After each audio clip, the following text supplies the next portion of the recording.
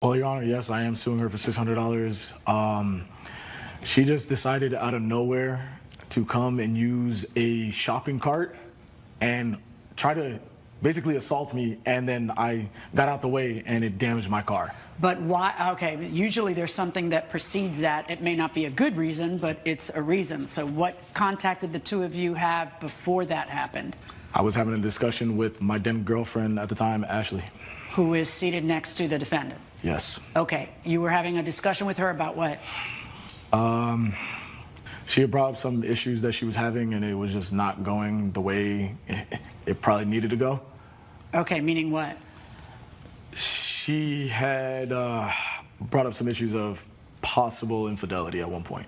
Of her own? Against me.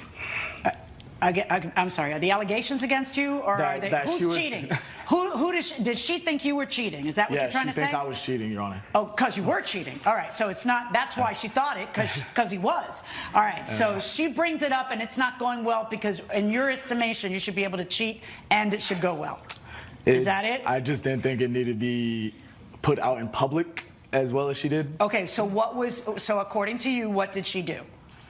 No, she brought up the allegations that I was cheating out in public, screaming at you in a parking lot. Yes. And this was a parking lot to what? A grocery store. Okay, and so you're in the parking lot. She's screaming, and what are you doing while she's screaming? Whose car were you in? It was my vehicle. Right. So so while she's screaming, the two of you are outside of the car? Yes, passenger side. Okay, and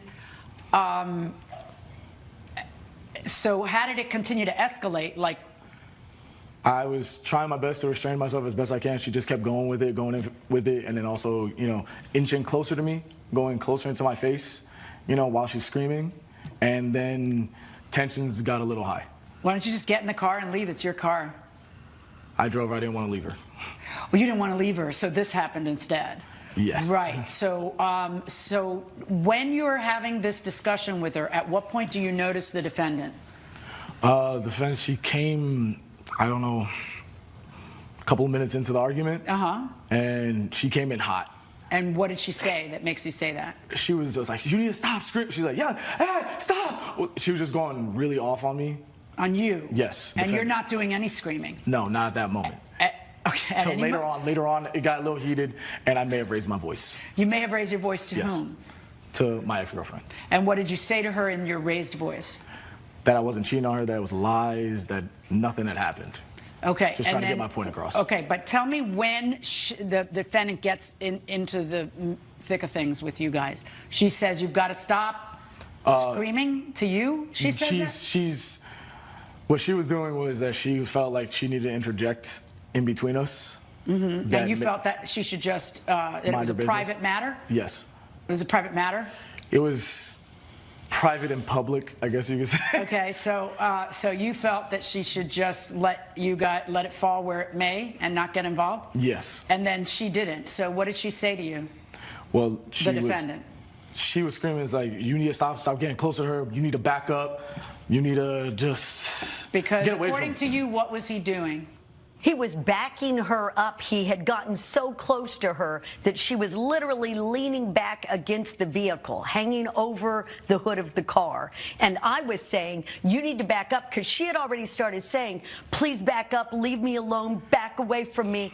And he refused. So I interjected and said, get away from that woman, back up. Then he started coming at me because what does that mean? He was yelling at me. So what was he saying to you? He was saying, "You better mind your own business." And then it wasn't like that, but oh, it was. Okay, he was talk to yelling me at and me. don't interrupt. Go ahead. So I had a grocery cart. That was all I had, and all I wanted to do was to create a space between him and his girlfriend and him and me. So I pushed my cart forward, and then he, of course, jumped back. Wait, what caused you to push the cart forward? Your desire to create a space? Yeah, because he was coming at me. Okay, explain what you mean by he was coming at me. That's a conclusion. He had taken several steps towards me, yelling at me, going, "You need to mind your own business and back away." Very interesting situation we have happening right now. So we basically have a bystander, a woman who was just a passerby who witnessed this situation developing right in front of her eyes and decided not to turn the other way, but actually interfere and defend the lady who she thought was in trouble. And looking at them, we can tell that the guy is big. So how many of us would have interfered and did what the defendant did? Seeing someone else is in trouble, instead of calling the police or walking away, not even acknowledging what was going on, she was risking her own health and well-being and decided to step in. She's amazing. That's all I wanted to say. Back into the courtroom. Why wouldn't you then call the police? Well, because I just wanted to make it stop, and the cops would still take a few minutes. Yeah, that's to why I'd get that rolling. That police call. Well, I didn't want to have as my first thing would be calling the cops, because I don't know what this is. I mean, if I'd come forward and said, knock it off, and he'd gone, okay, and then we'd have talked, and then I could find out whether or not she was a victim of abuse or if they really were just having an argument. What do you do for a living? I actually am retired. I have a couple of kids now, but I used to do a lot of volunteer work at the women's shelter, and I have I've been abused myself in a previous relationship, so I know the look on their face.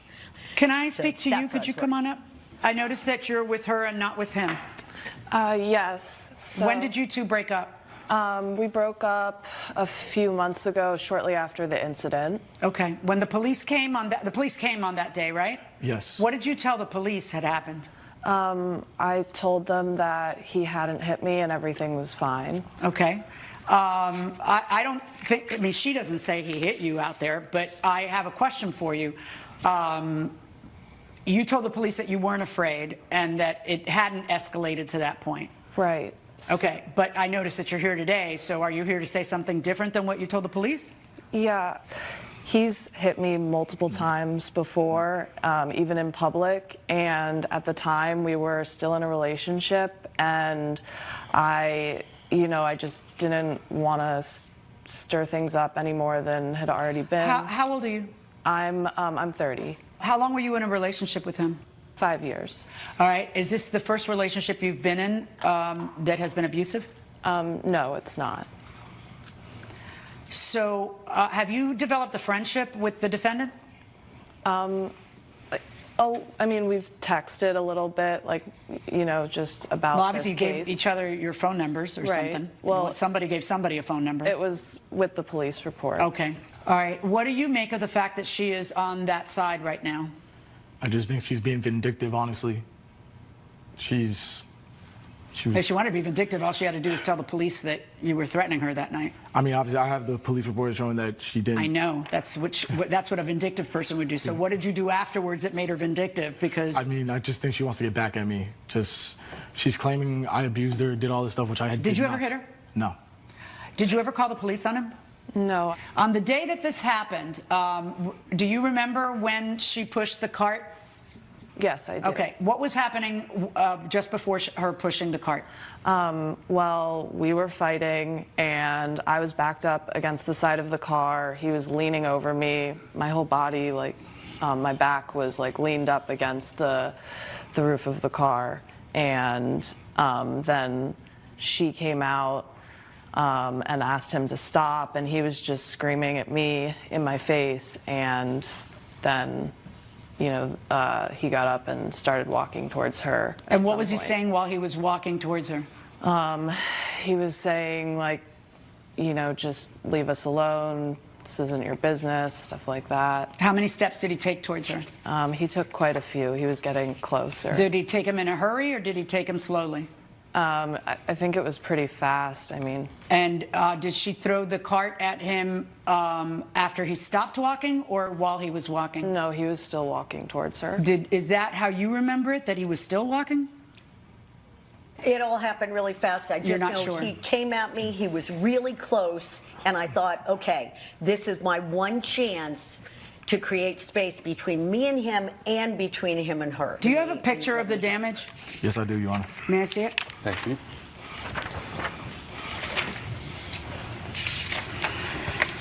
Caused a dent and 8 scratches.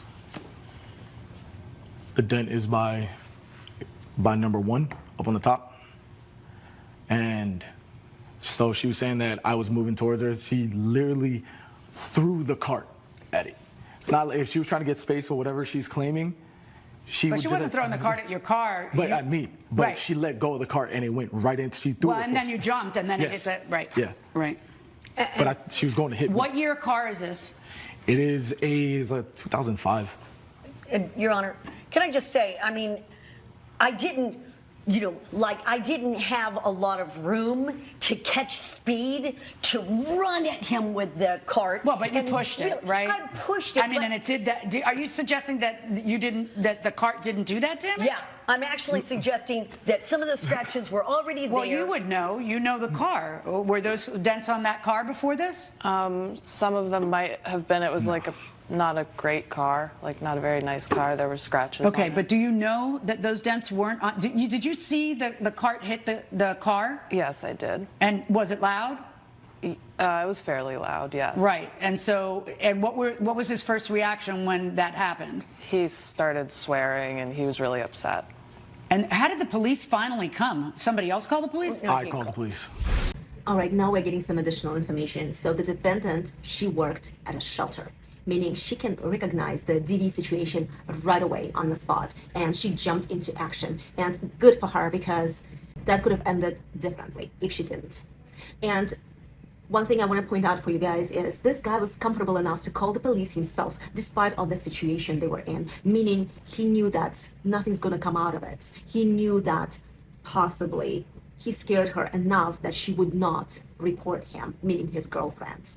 There was another witness, but he wanted to use what happened against her and claim that she's the one who intentionally damaged his car, although that was not the intent. The intent was to protect herself and this lady, his ex-girlfriend, from his violence and his aggression.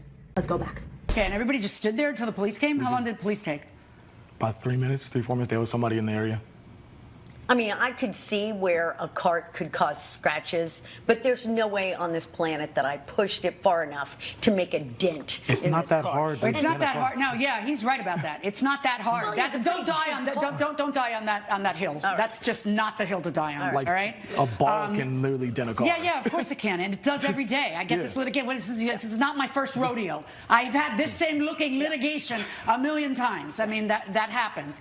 The question is, most of the time that I see these cases, somebody has carelessly gone, and then they get in their car because they don't care, because the cart is out of their way.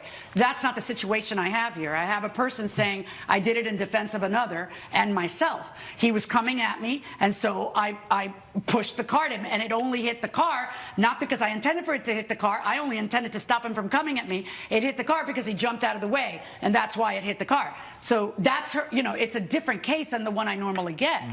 And so if she's right, and I find that she is right, and that she did this either correctly or mistakenly in defense of another, then I don't hold her responsible, so long as her actions were reasonable. She's got you screaming at the top of your lungs. She senses a situation that maybe she was jumping to conclusions, but as it turns out, the sworn testimony of your ex is she was right.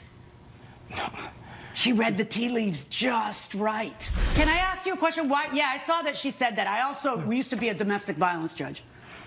So I know how this goes down, I love him, and he did nothing, and that lady's crazy until she's not. But whatever, okay? I realize that she said one thing to the police, and she's saying another thing here. That matters to me. I get that, all right? But by the same token, you guys have broken up. Yes. And what does she have? What acts does she have to grind against you to come in here and say that you have been abusive in the past? What? Because she caught you cheating on her? That's what I'm assuming. Yes. Mm-hmm. And could I? No. No. No. Just take a breath for a second. Right. I've got basically all of you saying the same thing. It's not even like you're disagreeing. You admit that you took a few steps towards her. Yes. But I did not, like she said that I jerked the motion towards her. I did not. I was at a standstill. Right. And that's almost what I think the defendant said. It's your ex who says, it looked to me like he kept going, and, that he was going to keep going. Of course, that's a split second that a person makes that decision. That's, I can't split hairs like that.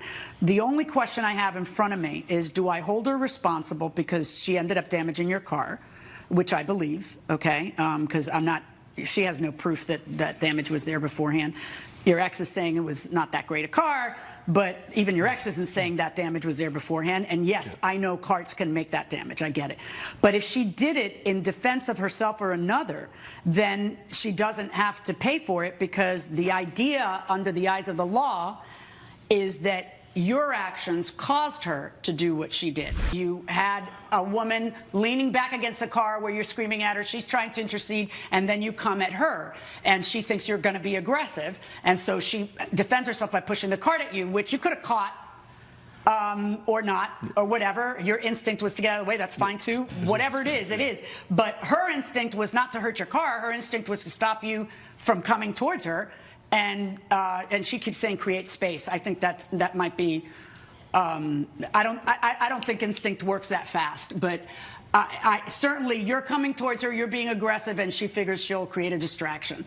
But she throws the cart at you because you're coming at her.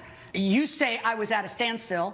How long were you at a standstill? Probably afterwards she was yelling at me, maybe like a minute. A minute, 60 seconds. You were at a standstill. Because we're talking. I'm not moving towards her. I'm literally arguing with her at a standstill. That I don't buy, because you're stretching it to try to make your case better, but it couldn't have been that long. I would have bought if you said a couple seconds. I'm finding in favor of the defendant in this case. It's a close one. I got to tell you, it is a close one. But with the facts that I'm listening to, the testimony of both of them, the volatility of the situation, even as you describe it, and you admitting that you took steps towards her, I am not going to find her action of pushing the cart towards you to have been anything other than her self-defense and or defense of another. That's my verdict. Good luck, folks. I completely agree with the judgment. In fact, I would say we need more people like the defendant who would interfere when they see something wrong is taking place. I don't know about you guys, but I watched quite a few social experiments where a child gets kidnapped, in the middle of the street, and so many people just walk past it, and they witness it, they acknowledge it. You can see that with their eyes, they saw it's happening in front of them, and they just kept going about their business. Only a few people interfered, and one of them, I remember, being this teeny tiny little girl who seems to be maybe in her early 20s, who decided to go and confront the man who she thought was abducting that child. We need more people vigilant about situations like this. What did you guys think about this case? Do you think the judgment was fair, or do you think the lady should have paid for damaging his car? Please put it in the comments below, and thank you for watching.